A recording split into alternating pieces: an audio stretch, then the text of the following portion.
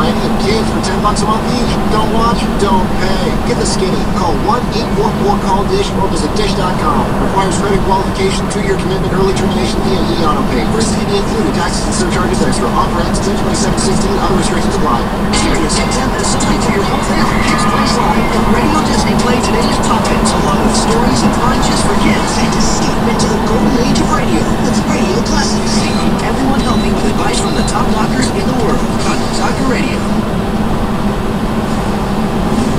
The saga continues. Days after sparking an international controversy over a robbery that turned out to be a non-robbery, it appears, in Rio, U.S. Olympic swimmer Ryan Lochte is now offering up the man home. A short time ago, Lochte took to social media and apologized for his behavior that night. For more on the apology and what is the state of play here, let's get to CNN senior international correspondent Nick Painwall live in Rio. Nick, what all is Ryan saying? Well, he begins to say he wants to apologise for his behaviour last weekend for not being more careful and candid in how I described the events early that morning. Now, that is pretty close to saying he wasn't giving an entirely accurate picture. In the story that we heard initially from NBC News, that was then tweaked slightly to NBC News, that was heavily contradicted by Brazilian police. Let me take you to the most salient next point, which is, it's traumatic to be out late with your friends in a foreign country, with a language barrier, and have a stranger point a gun at you and demand money to let you leave. Now this really goes to the heart of the issue, which is, I think everybody seems to accept there were firearms, in the words of the US Olympic Committee, on display during the talk between the security guards and these 4 young men, who even the representatives accept were pretty seriously inebriated or had been drinking, certainly, at that particular stage. So you have to imagine a situation where these security guards at 6 o'clock in the morning see these men arrive, vandalise the place, urinate behind the building.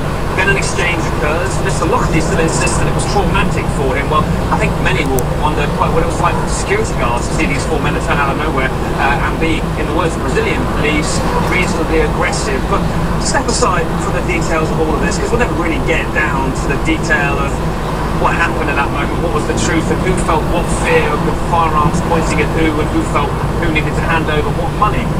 It's taken 4 or 5 days for Mr. Lochte to step forward and say, okay, maybe I could have been, quote, more candid. Now, candor is something many equate with truth, or at least acknowledging the uncomfortable facts about what necessarily occurs.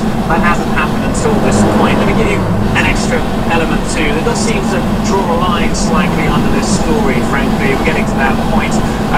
James Fegan, the 4th swimmer, is going to pay $11,000 to a judo facility here where Rafael da Silva, the Brazilian gold medalist, idolised, frankly, by many Brazilians, was trained. A nice happy ending, potentially, that will get his passport back, enable him to leave the country, and I think many then hope they can draw a line under this remarkably embarrassing story. To say the least. Nick, thank you. Following every twist and turn. We appreciate it.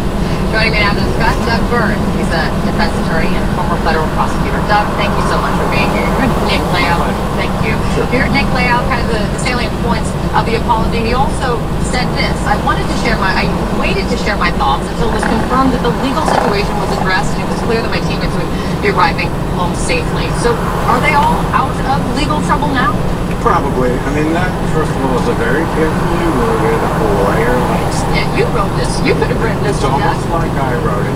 But joking aside, I mean, look, the problem with it, though, on some level, is that people, and I analogize to jurors, and I've been trying cases for 30 years, they know a full-on apology and kind of a somewhat tentative one. This is tentative. The correct one, maybe I'm being a little presumptuous, is I'm very sorry, I was not truthful about what took place, and I apologize. Period. The end. Here, I wasn't candid, I wasn't careful. Then they throw in, since they throw in a little spin about, being in a foreign country.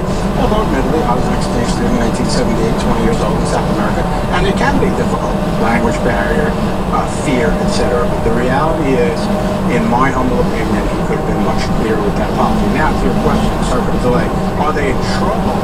No, not really. I mean, basically, from a legal standpoint, this is criminal mischief. Let's start with that, which is kicking the door in and ostensibly damaging it. That's not a serious offense. So, Doug, if they're not in legal trouble, right, if it will end up being just hugely embarrassing, and legal trouble aside, maybe troubling